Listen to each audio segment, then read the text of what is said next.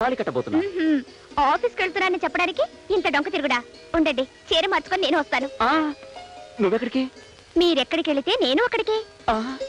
ఆఫీస్కు నువ్వెందుకే?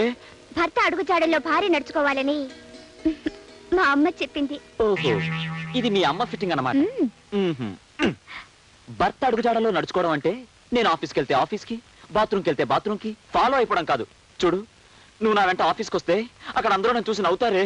ఎందుకంటే నవ్వుతారు? శ్రీరాముడు వెంట సీతాదేవి అడవికి వెళ్ళినప్పుడు ఎవరైనా నవ్వారా?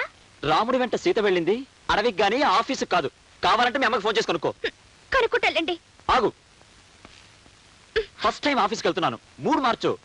ముచ్చటగా నవ్వుతూ ఓ చిన్న ప్రెజెంటేషన్ ఇచ్చుకో. ప్రెజెంటేషన్లు పట్టపగలు పనికిరావు. ఏ, నా వెంట ఎక్కడికైనా వెళ్ళమని చెప్పిన మీ అమ్మగారు నాకేది కావాలంటే అది ఇవ్వాలని చెప్పలేదా? లేదు. నాకు చెప్పిందిలే. వస్తున్నా వస్తున్నా.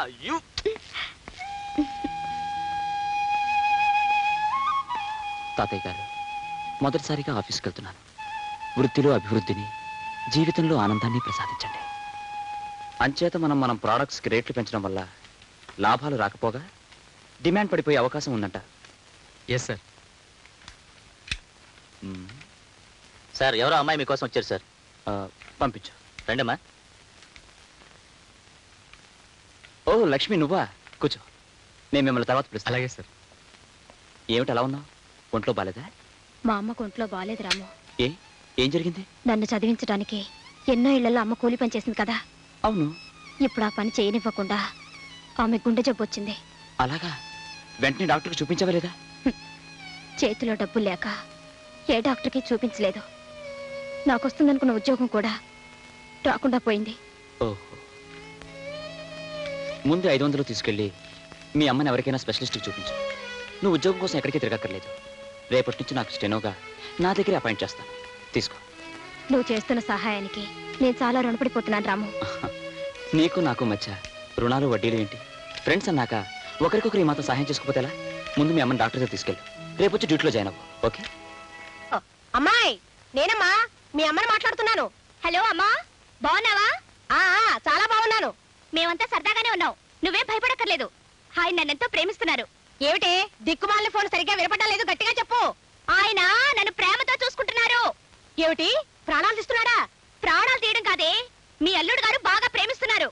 ఎవరిని ప్రేమిస్తున్నాడు? ఇంకెవరిని? నన్నే. నిన్ను కాదే, నన్ను. నిన్నేనా? అయితే పర్వాలేదు. ఆవకాయ పెట్టాను, పంపించమంటావా? వద్దొద్దు, జాడీలో ఉంది గాని మేము తిరుపతికి వెళ్తున్నాం. అలాగే అలాగే. కొండ మీదకి బస్సులో వెళ్ళొద్దు, నడుచుకుంటూ వెళితే 4 జన్మల పుణ్యం వస్తుంది. అన్ని సామాన్లు మోసుకొని ఎవరు నడుచుకుంటూ వెళ్తారే? సామాన్లు నువ్వు మోయొద్దే, అల్లుడు గారే పట్టుకుంటారు. ఆహా, అయితే సరేలే. 1956లో మేము తిరుపతి వెళ్ళినప్పుడు. Hello hello hello hello hello, ఈ ముండమప్ప ఫోన్ ఇప్పుడే పడైపోయింది. చిచి,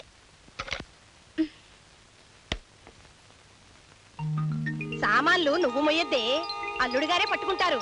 నీకెందుకు శ్రమ? ఏమిటంత మెల్లగా వస్తున్నారు? గవ్వరండి. వస్తున్నా. ఏడుకొండలవాడా వెంకట్రమణ గోవిందా గోవిందా. ఏమిటి ఈ 10 మెట్లకే గోవిందా గోవిందానా? 10 మెట్ల 1600 మెట్లకు వచ్చాను. సరే చెంపివ్వండి. నాకు కూడా కొంచెం ఇవ్వవే, కొంచెం ఇవ్వవే. చెవట పట్టేవాళ్ళు మంచినీళ్ళు తాకూడదు. తీసుకోండి. వదిలేండి, మీరండి. రండి. ఏమే జయ, మొగుడుతో కలిసి తిరుపతికి వెళ్తున్నావా? చూస్తూనే అడుగుతారేమిటే పిచ్చిమొహాలారా. ఆయనే మా శ్రీవారు, పేరు రాంబాబు. నమస్కారం అండి. నమస్కారం. మీ ఆయన చాలా మంచివాడే పాపం. నీకే శ్రమ లేకుండా బరువంతా ఆయనే మోస్తున్నాడే.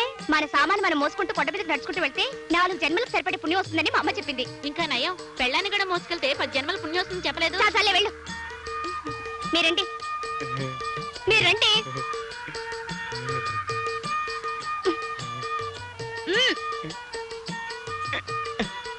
ఏమిటండి వాళ్ళు చూస్తున్నారు? మరేం లేదు. ఆ ఎల్లో చీర కట్టుకుందే, ఆ అమ్మాయికి పళ్ళెత్తుగా ఉంటే. దానికి పళ్ళెత్తైతే మీకెందుకు, దాని పళ్ళు ఊడిపోతే మీకెందుకు? ఎత్తుపళ్ళ ఆడపిల్ల అంటే నాకు చాలా ఇష్టం. మరైతే నన్ను ఎందుకు కట్టుకున్నారు? పారపళ్ళ దాన్ని కట్టుకోలేకపోయారా? రండి రండి.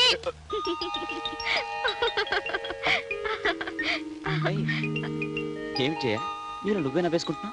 ఏం లేదు. నేను రాత్రి సంగతి జ్ఞాపకం వచ్చిందా? ఇప్పుడు అదేనా? మరేం జ్ఞాపకం వచ్చింది? మనం తిరుపతికి వెళ్ళామటండి. నేను ముందు వెళ్తుంటే మీరు సామాన్లు మోసుకుంటూ కొండ మీదకి నడుచుకుంటూ వస్తుంటే. నేను సామాన్లు మడి అంటే నాన్సెన్స్. అబ్బా నిజం కాదులేండి, నా కళ్ళు అలా కనిపించారు. చేతిలో కూజ, నెత్తి మీద బెట్టింగ్. చెవిలో పువ్వు కూడా ఉందా? ఇంకా పెట్టలేదులేండి. ఇంతలో మా ఫ్రెండ్స్ మనల్ని చూసి స్టాప్ ఇట్.